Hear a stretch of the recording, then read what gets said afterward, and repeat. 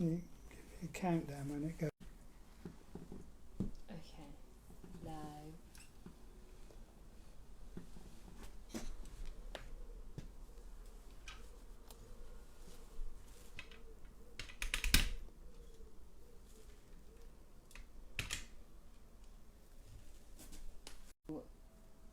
Oh yeah.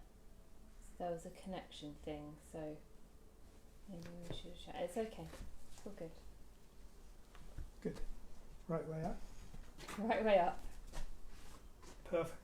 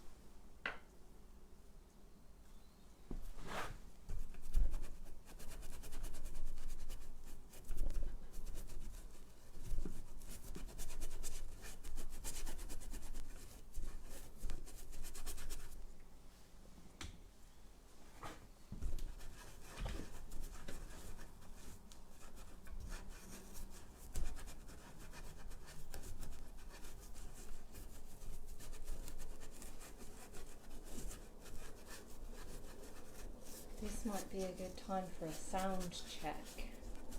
Ah. 1 minute to 7. So this is me speaking, and this is Roger speaking. Hello. Good evening. Thank you for joining us. Have we got 2 minutes to go? Yes, that was just a sound check. Okay. And how do you check the sound? Somebody really helpful writes, "Oh, it sounds perfect. You don't need to do anything."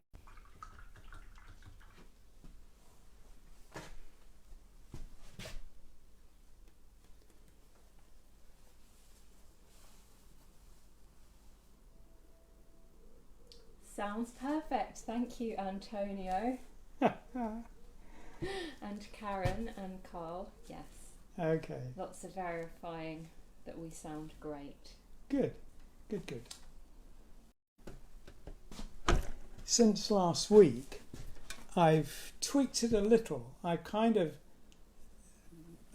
behind these two trees, I've added a kind of a tree house, and in amongst the bushes here, I've put a hint of habitation. So it's going to look like tree houses and tree villages a little bit in amongst the foliage.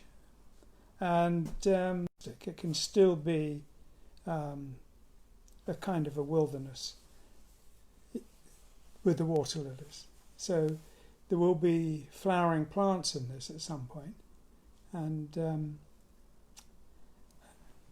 I'm going to get them in there somehow. I was looking at a Victorian stroke Edwardian lady who painted gardens called Helen Allingham.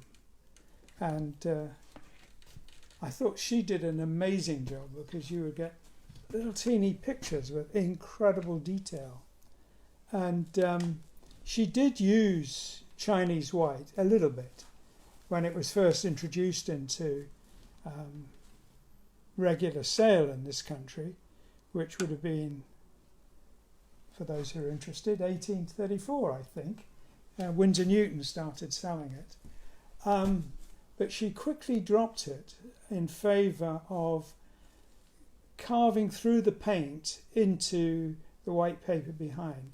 So she would carve out the shape of the flowers and then paint into it. So, and it looked amazing. It was impressive. So I might try that. And even though she rejected it, I think I'm also going to have a shot at seeing how Chinese white behaves.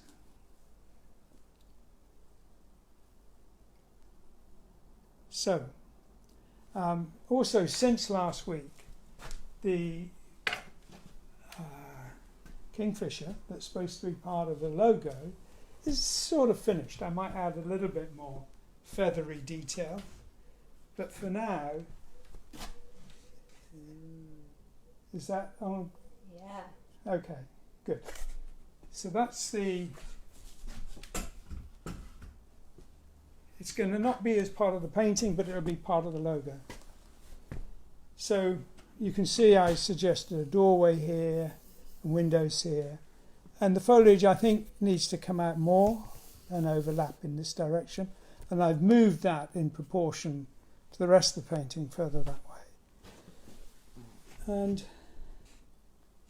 Somebody's asked if that's an owl in the tree. I'm going to zoom in because actually when I walked in the room, Roger, before you added the blue and it was just white, I thought they were snowmen for a split second because I've got Christmas on the brain. I think you should stop thinking, Christopher. What can I say? So where would the owl be? I think that it might have been that the window looked a bit like an owl when it was panned right back, so I've zoomed in a bit. Right. Like Yeah. maybe I might have got that wrong. Two windows always look like eyes on a house, so it's probably better to have done one or three. I'd probably do three. Too late for one.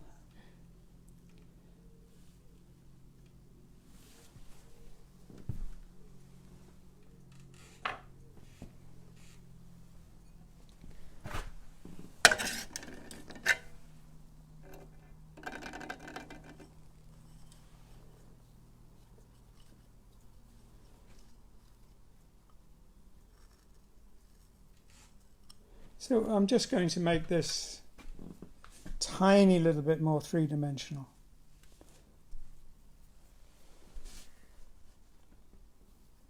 We wish you Merry Christabel. Fun fact, I used to, when I was learning how to write, to sign my name Christmas because it's a long name to learn when you're 5. So what, learning your name or learning to spell it? Learning to spell it. Ah. Well, that's good. 5's not too bad. I couldn't spell my name till I was 9, and my name's simple, relatively speaking. Well, that makes me feel slightly better, but then, you know, you can paint this. Yeah, and I was doing exactly this when I was 5. Yes. I'm sure I've seen one. Here's one you made earlier, age 5. Yes, there you go.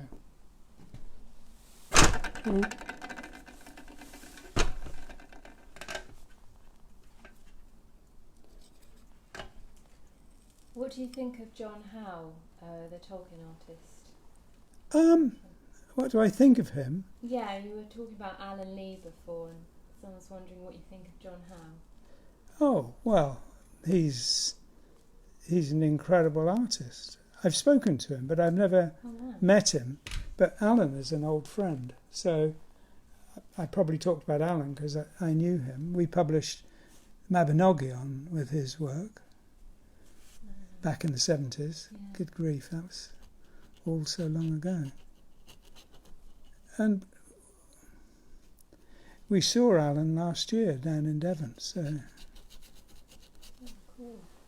I'm not sure where John Howe lives. I've got a feeling that he's Canadian, but that might be wrong. I think it might be. He was one of my favourite artists when I was growing up. Not that I knew many, but I was obsessed with Tolkien, so... Right, okay, well that would figure. Yeah. I liked, in a similar way to you, Roger, I liked how real and substantial his paintings looked even when they were of fantastical things. I see. I like to be able to believe fantasy. Like what? I like to be able to believe fantasy, for it not to look too ethereal. Okay. Wow. Yes, he's very clever, very good work. I've got several of his books here and I like what he does.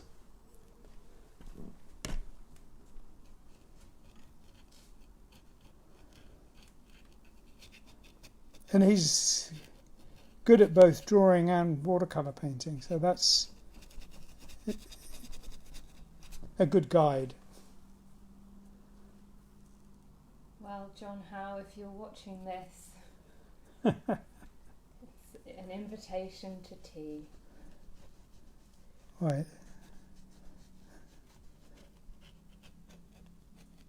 Oh, could you talk a little bit about the technique you're doing at the moment? I'm kind of experimenting in a way. I'm learning as I go along. So what I'm thinking of is we have a structure here, but I want it to look hard-edged, man-made, but covered in foliage. So I'm putting a background of foliage on it so I can work on top and give it a few added layers. But I probably made it too much in the shade, so when it's a little bit drier I'll take that down. It needs to be in the shade here and underneath, but there needs to be a light area there. And I'm using the edge of the brush so that it only gets on the highlights in the paper. The paper's bumpy, and if I'm using the edge of the brush, it only hits the top of the bumps. So it's sort of broken up and not too even, and much more susceptible to looking like foliage in the long run. And it's coming out darker than the base leaves of the trees that I did last week.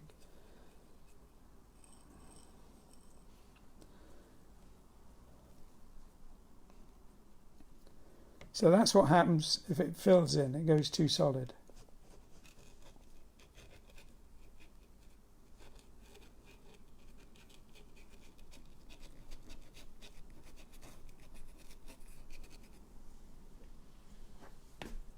So do you sort of use the texture of the paper to help you, or to choose where the paint goes? Yes. I mean, that's normal. I do that with acrylic, and I'm doing it now with this. So I think when I'm painting trees, I almost never paint leaves. I would like to think I never paint leaves, but sometimes the temptation is there for the odd one or two. But I did in a painting called Heaven and Earth. I painted a few leaves in that. But really what I'm trying to do is paint the shape of the tree, not the shape of the leaves.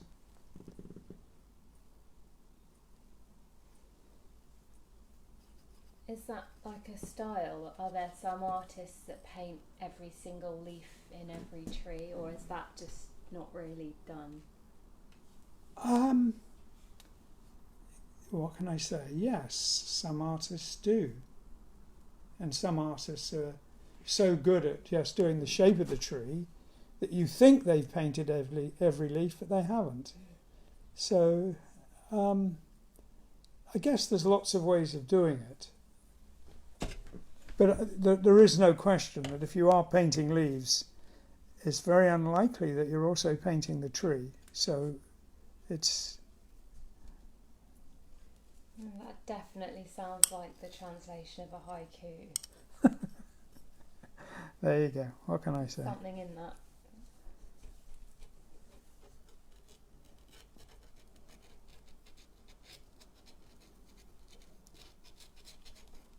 Children do the opposite, and that's interesting too, because what they will do very often is they'll do a circle on a stick like a lollipop.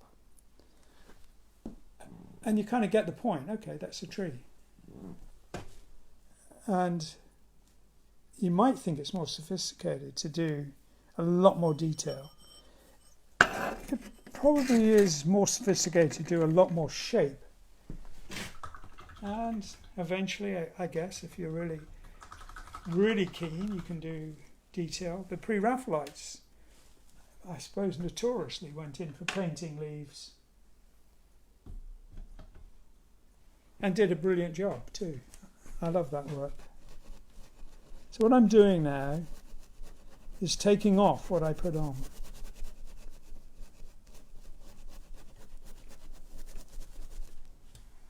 What's the paper you're painting on? I should know that because I use it all the time.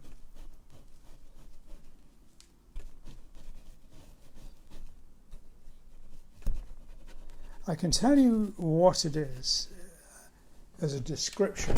It's a rough surfaced, heavyweight watercolour paper, and by heavyweight I mean it's up in the 640 gram range, which means it's almost like cardboard. Well, actually it is. It's as thick as some cardboard, and it makes it very much more resistant to buckling and so on when you get it wet. So when I'm painting like this, I'm not really getting it very wet, but I could completely drench it and it would still maintain its basic flat, well, more or less flat shape. Do you have to flatten it later? Because obviously it has a tendency to curl. No. But I do frame them, which does hold it more or less flat.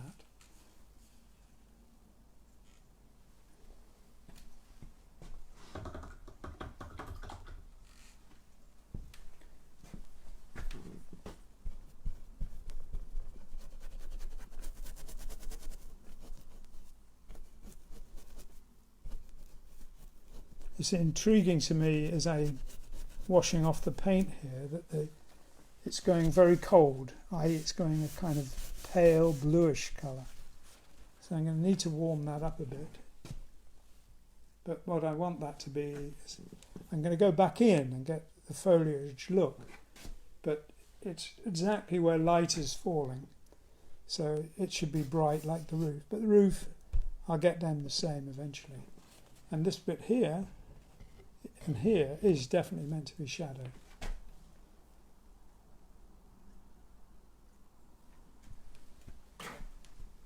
Wendell Wiggins says ask questions. I'm not sure if that's aimed at me or at you guys watching, but please do ask questions. Well, I'm here to answer them, so that's okay. Yeah.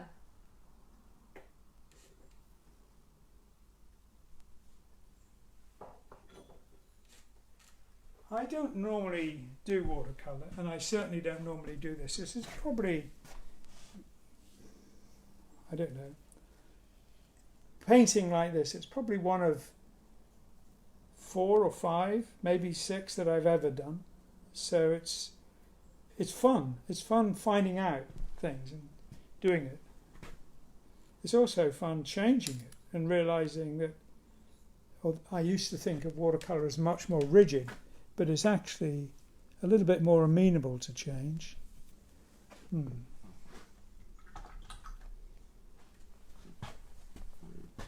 What's the brand of watercolour that you use? This is, I'll show you in a second.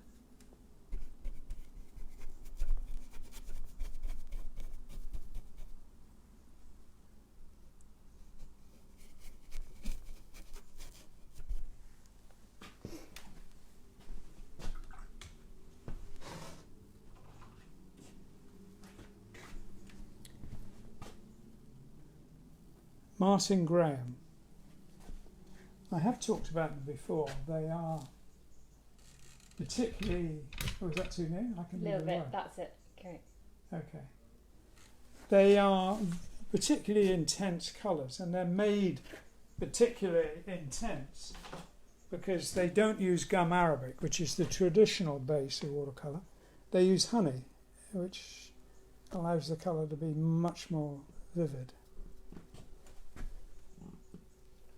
How long is a painting in your imagination before you paint it? Well, you know, sometimes it appears as I paint it. So sometimes it's completely there. Sometimes I'll have done a sketch, which it means it's completely there. But even then, when I've done a sketch, the painting gives me a lot of ideas as I go along. would be insufferable if it didn't. And this is, and this does.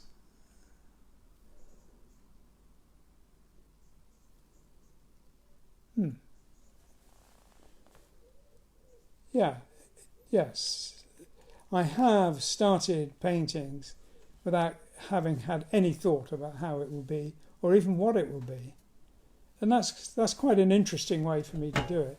I've always done that.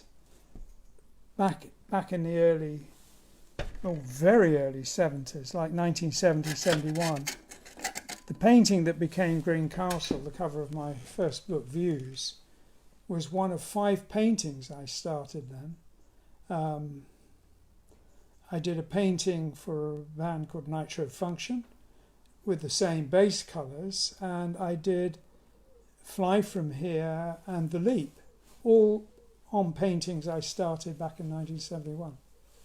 But they were left vague enough that I could finish them very differently in 2009 and so on when I did finish them. Very different to how I would have done them back in the 70s. But they were started then. And as I say, no real idea where they were going. And of the watercolours I've done, pretty much the same. I've started about half of them without any thought other than just getting a lot of paint on the paper and seeing what happens.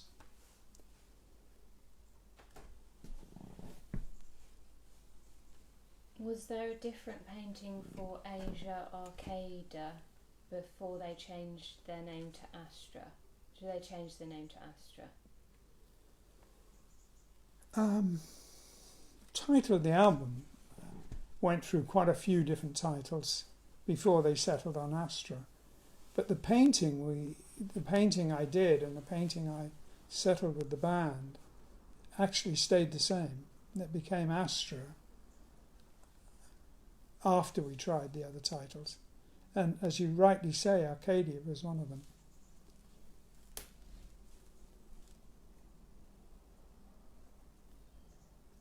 Why were you not involved in Going for the One and Tomato? Tomato. It's spelt Tormato because there was a rock formation in Devon called Yes Tor, T-O-R. Those rock formations are called tors.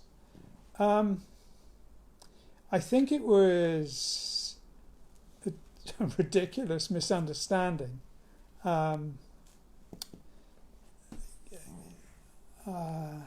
A lot of the band have told me they wanted to use the painting I did, but they didn't see it at the time. They were recording in Montreux, and I went out to Montreux with a painting, which was a painting I've done, which is as a print is called Flights. And it was the first floating rocks I did. And it was part of a narrative of paintings I'd done with them already. But when I arrived, John was sitting in the recording studio with an easel painting a picture, and he said, "Oh, hi, this is what I want for the cover." And I thought, well, John, it's your band, you can have what you like, but I'm not going to do anything with that. So I stayed a few days, chatted, and then went and had a look around Switzerland before going home. But the rest of the band never saw what I did. And as I said, I have been told since that they wished they'd had that cover. So did I. I should have gone beyond John and showed everybody and made sure everybody saw it. But there you go. These things happen. Are you keeping some of the open forms in this? Some, lovely. Some of the what? Open forms. Open forms? That's what it says. Oh, gosh.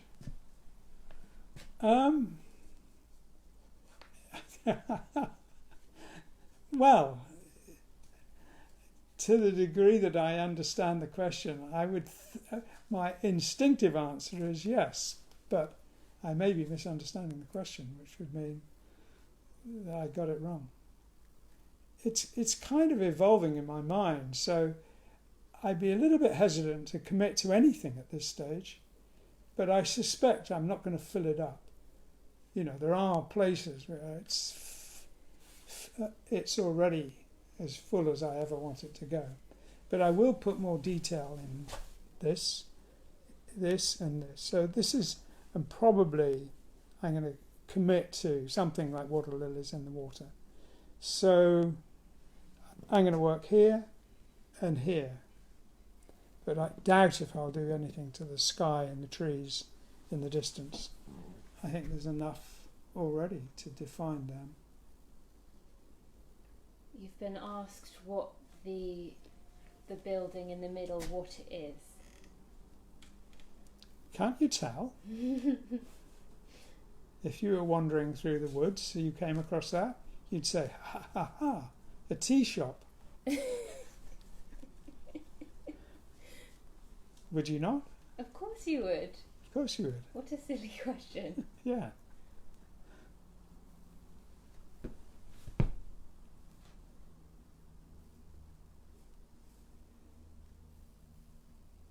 Will this painting be exhibited at Trading Boundaries? Hey, yes, I should think so, yes. Everything I've done in the lockdown will, and as far as I can tell, we are going to do an exhibition in November, from November into December, same as last year and the year before. We're figuring on a title for the exhibition right now. So it sounds like it's going to go ahead, and if it goes ahead, everything I've done in lockdown will be there, and a lot more besides. And Michael has been converting Trading Boundaries while he's been, while they haven't been able to do business, and he's made the whole top floor into a gallery. At least he told me that was the plan. And he's making a 15-bedroom hotel on the site as well. So, yeah, he's taken the opportunity to make very big changes there. So I'm looking forward to doing a show there. Do you ever use inks or pastels with watercolour? Use pastel, and what was the other word? Inks. Ink. I have done, yes. One of the things that encouraged me to use ink was the vividness of the colours, and the fact that a lot of Victorian drawings were done in sepia and they looked fantastic. But somewhat to my horror, I discovered that those inks faded really fast and went into totally different colours, which meant that I had to rework a lot of things where I'd used ink. And I had to redo it, way back in the day, to sort of use more permanent colours. So it was a bit worrying, and it meant that I've looked out over the years, and I've got all kinds of other inks now that manufacturers have told me I should try, and that they are definitely 100% archival and will last forever. But the effort of putting right what were they? Winsor Newton, I think, was the name of the company whose inks I used. I was astounded how rapidly the colours disappeared from them. So I've kind of avoided it since I found that out. Some inks last, for a surprising long time, hundreds of years. But pencils are much more durable than ink, and paints often are. Not always, but often. Do you still have the Never Turn Your Back on a Friend painting? And is it made only with watercolour? I don't know where that painting is. It's one of a few that, fortunately very few, that have gone missing. And that, annoying and disturbing, that. Where were they last seen? Well, that's what makes it very disturbing to me, because they were last seen in my studio in Brighton.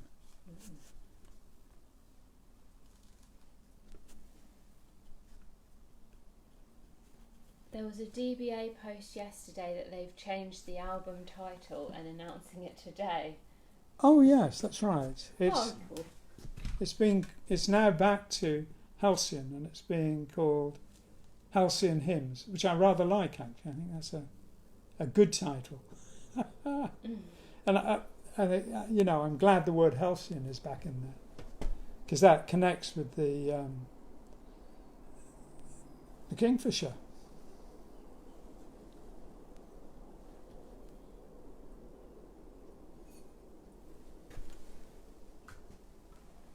What was your process when you were asked to make covers for Signosis games? Were you approached with a brief and a vision, or were you just given artistic license? I was given quite a lot of artistic license, actually.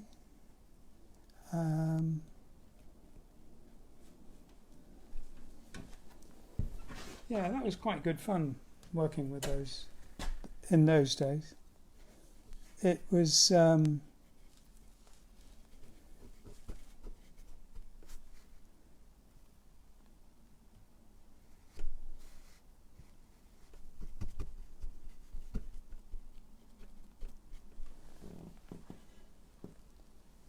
yes, I wouldn't have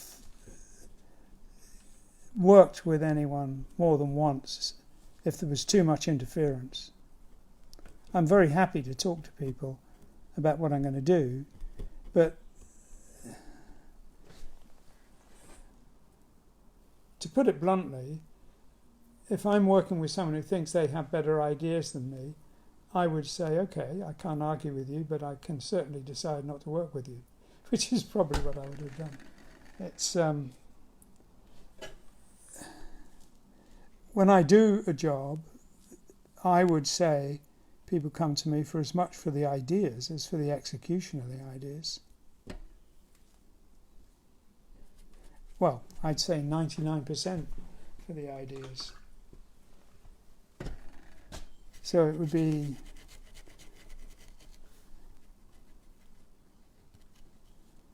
pretty fruitless, anyone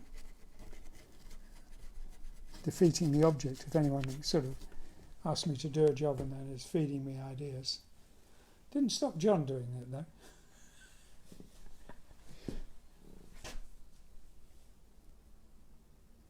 Is there a reason why the Yes Fragile logo was not the same colour as the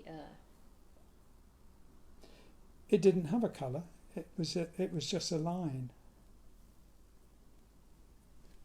And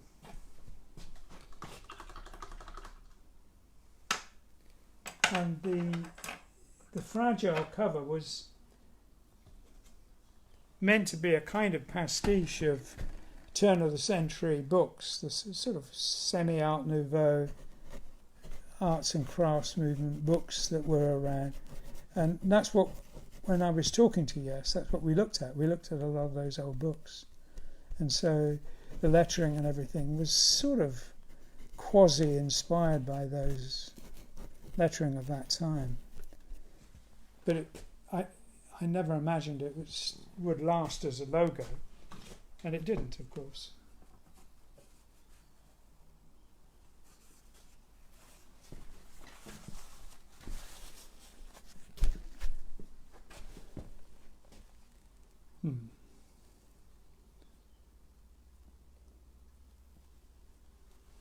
Dean read back in the 70s how you used to spray paint on water to get the starting point on your backgrounds. Do you still do that? No, and I don't imagine that paint that I used back then still exists. I've not seen it in 40 or 50 years, so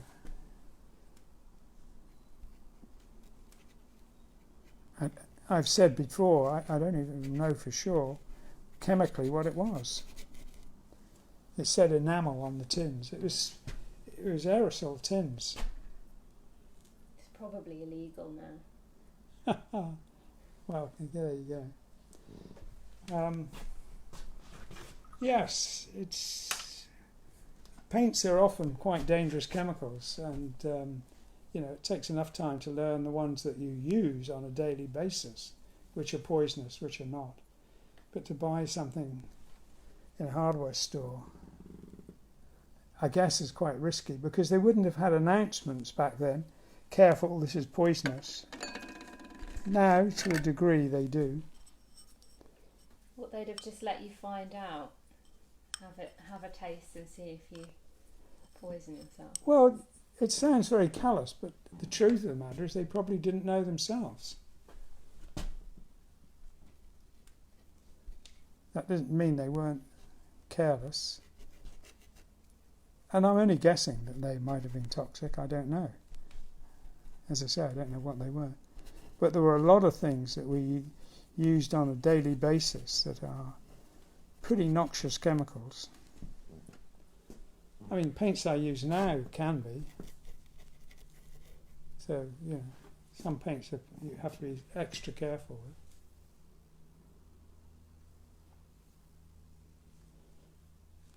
They have heavy metal bases like arsenic and cadmium.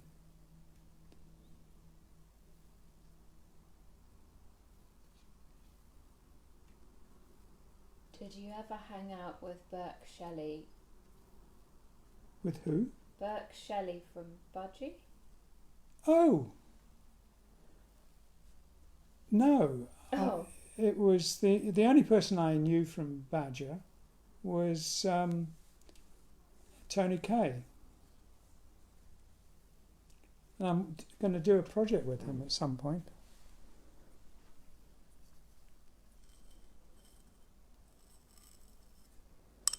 Do you have any plans to do an exhibition in the US anytime soon? Well, the answer to that question prior to COVID-19 was yes, but since the amazing changes that the world's seen, I'm waiting to see if it's going to be confirmed. And my guess is that it will be confirmed, but it will be postponed. So I was due to do a major exhibition in California in early spring, and I would say, because we've had no preparation so far, that's probably going to be postponed. But the answer is yes. There are plans afoot.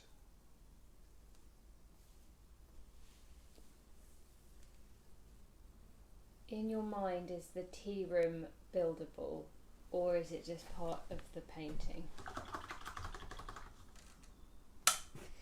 All my architecture is buildable. Yeah, it's all buildable.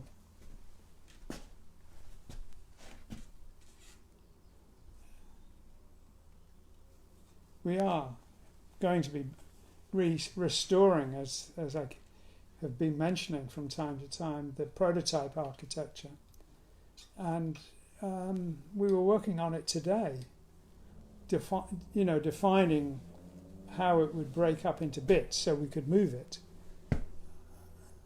It was originally done on the back of a 40-foot trailer, but it is big, and if it can be moved in small bits, I might bring it back here and work on it in the garden before we take it to a new site. So that is the current plan with that. And this would be easy to build. It's not challenging anything. It's very simple. I have designed a hotel that might get built, which is a 30-room hotel. And that is designed to look like a cluster of trees, much more hard-edged than this. If I can remember, I'll definitely show that next time we do a talk.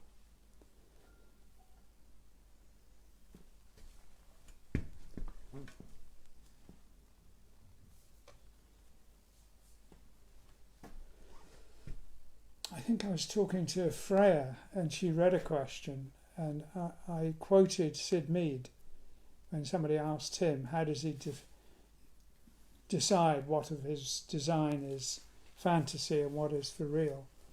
And he said he designs everything to be built for real. Some of it just doesn't get built. So I knew what he meant, and I understood that. That made sense.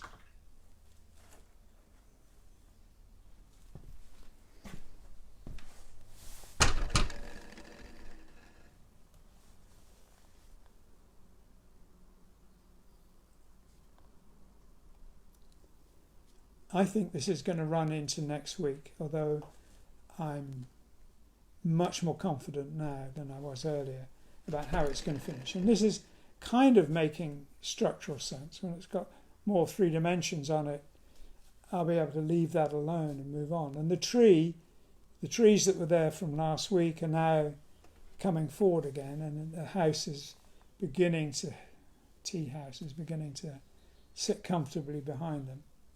And I fixed that so there's light falling on the foliage here. I'll put more detail in. So it's kind of getting there.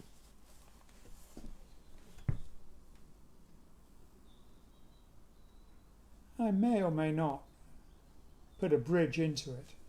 I'll think about that.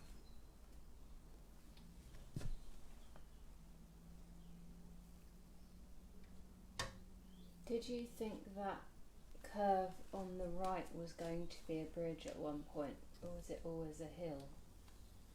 It's always been a bridge. It is a bridge. Yeah. It's that. I suppose I could make sure it is seen as a bridge by having the trees show both sides of it, like here.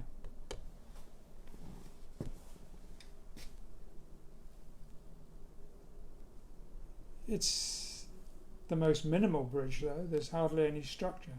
So I will add in more structure to it, so it's more obviously a bridge.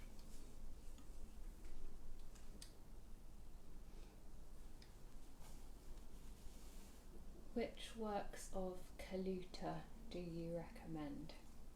Which works? You mean which books? Yes. Give me 1 minute. Ah. I would say absolutely everything and anything you can get hold of.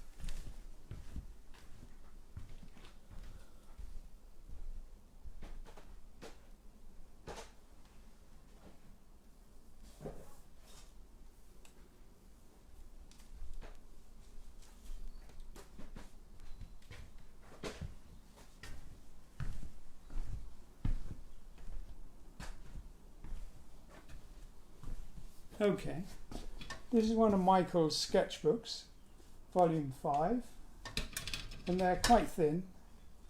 I don't know how much they are. Oh, $10.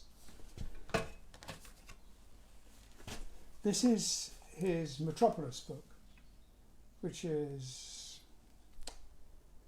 full of brilliant stuff, but it was never finished quite as a book.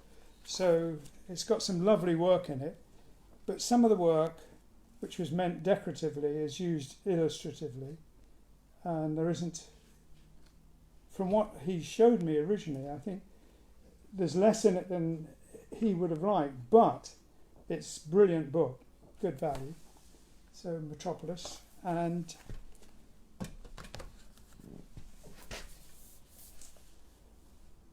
the complete sketchbooks, which it can't be, because it would need to be 10 volumes. He is a fantastic designer as well as a fantastic artist. So I don't know what to say. I love it. And it's way too long since I've seen him. God, more than 10 years.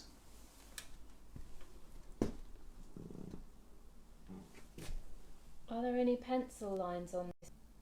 I thought not. But I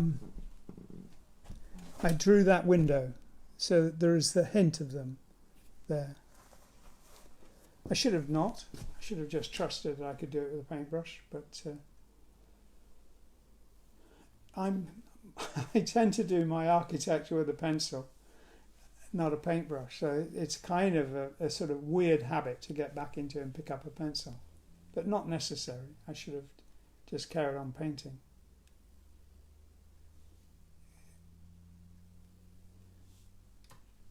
Is there any update on your new art book? No.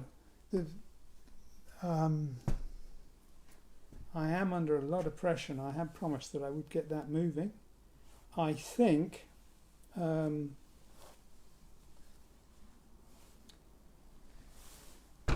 going to miss the chance of getting it out this year, so it might be early next year that we finally get it out. Soon I can show proofs of pages to show how it's going along. I'm afraid it's been another week of me working quite slowly. It's odd, this, because I've resisted trying to finish it in between talks, but I think I'm going to have to do quite a bit more between now and next time we do it. So it does look like I'm going to come back next Wednesday with it much more finished, much nearer to being finished. And that's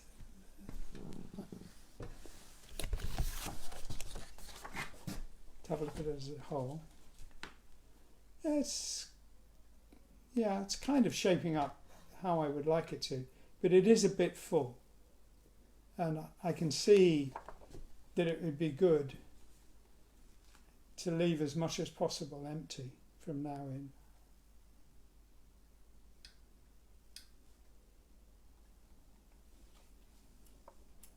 Certainly make enough space for the lake. But it does look like proper kingfisher country.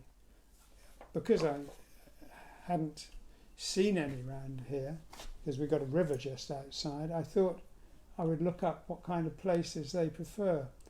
And of course, the river we have is tidal, and it's fairly fast flowing.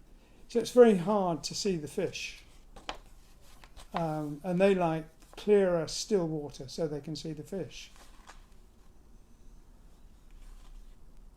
Makes sense to me.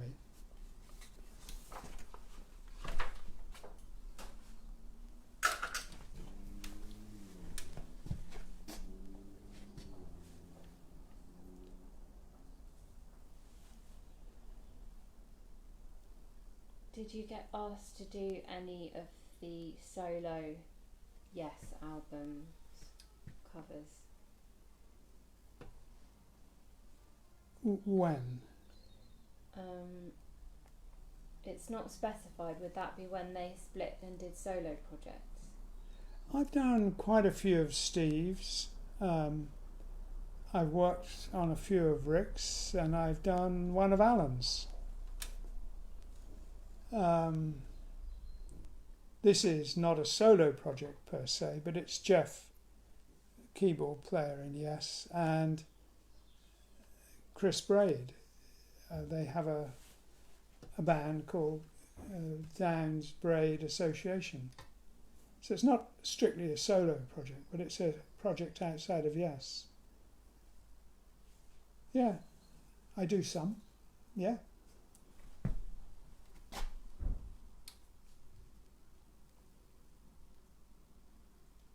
It has just gone 7:45,